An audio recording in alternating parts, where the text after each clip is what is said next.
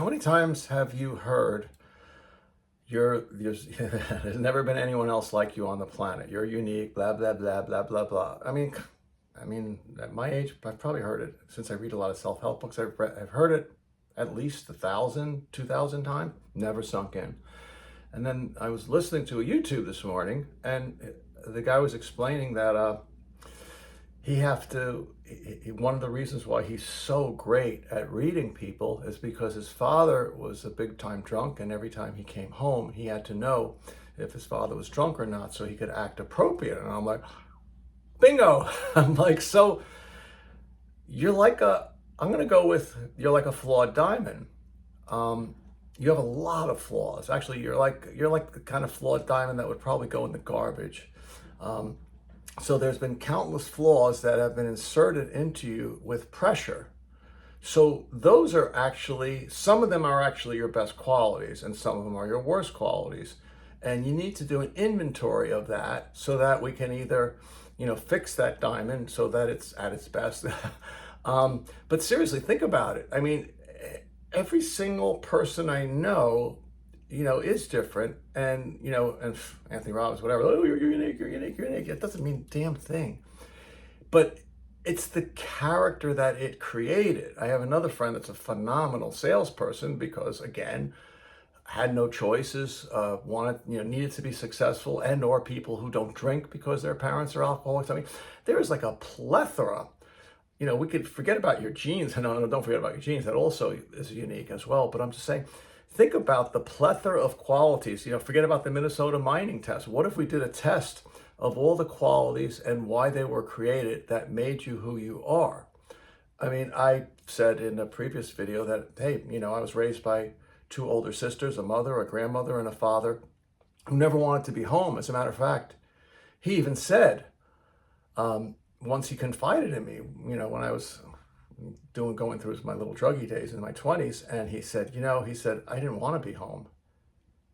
He said, your grandmother was a horrible person. He goes, I did everything I could to avoid being in the house, whether it was working overtime or working on weekends or playing golf. I'm like, so my seeking approval, is literally, looking for dad, wanting that. And it's made me who I am. It makes me want to reach out to as many people as possible, not worry about making money, just do the right thing, see if I can help people in whatever way I can. I love supplements, I love health, there's so many things I love. And I just want to be seen, heard, and felt. So that's who I am, and it's really integral. And by the way, and I'm also a product of all the things I've learned.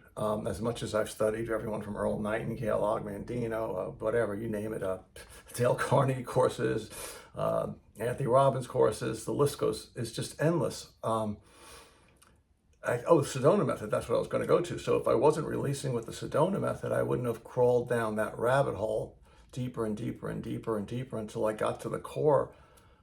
With my dad, which I thought was a cute story, that I used to turn his head to look at me. It's not a cute story, it's a really painful story.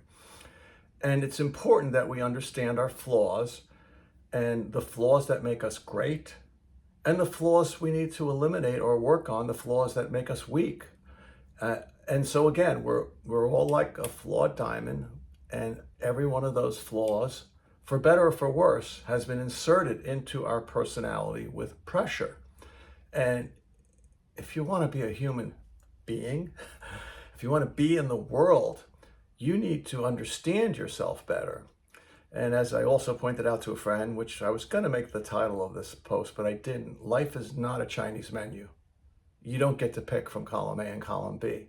I mean, you cannot say, I wish I hadn't married that guy. You got gorgeous kids. They're literally 50% his DNA. So you don't get to do that. You get to be who you are with all of your things that were inserted into your genes and inserted into your brain, inserted into your psyche, inserted into your soul, and inserted into your feelings, because life is not a Chinese menu, which I was going to make into a post. Maybe I still will. And that's all that you are. And it was created in a multitude of ways. And you better understand yourself. Otherwise, you're going to be reacting in awful ways. I mean, I was actually reacting a lot to my wife that would, she's a very soul person. She's a surgeon. She loves to just be like this and, don't talk to me. I'm focusing on whatever it is. And it was really hurtful to me. And sometimes I would just react. I'm like, what the fuck? I mean, you're ignoring me. You're not talking to me. It's gone. But that was the Sedona method. That's a whole nother long story, because I really explored it and let go of it actually on my own, because I've been doing it for so long. So there's a lot to learn, but at the very least, the point of this post is to think about or study or do it with a shrink or whatever method you love. You could do Anthony Robbins, but I think you're going to be glossing over it, just jumping up and down, yelling and screaming like a lunatic, and not really exploring, with those areas or erroneous zones, as Wayne Dyer would say. You need to understand what makes you you, and what are the positive qualities that came out of it, and what are the negative qualities that came out of it that you need to explore. So you can do this as an intellectual exercise as well. Right? Whatever way you attack it, you need to do it and understand yourself so that you can just be in the world and be happy and enjoy your life and be successful and not get stuck and doing weird things that are part of your weird program. Okay? That's it. Thanks. Bye. Sorry it's a little long this time.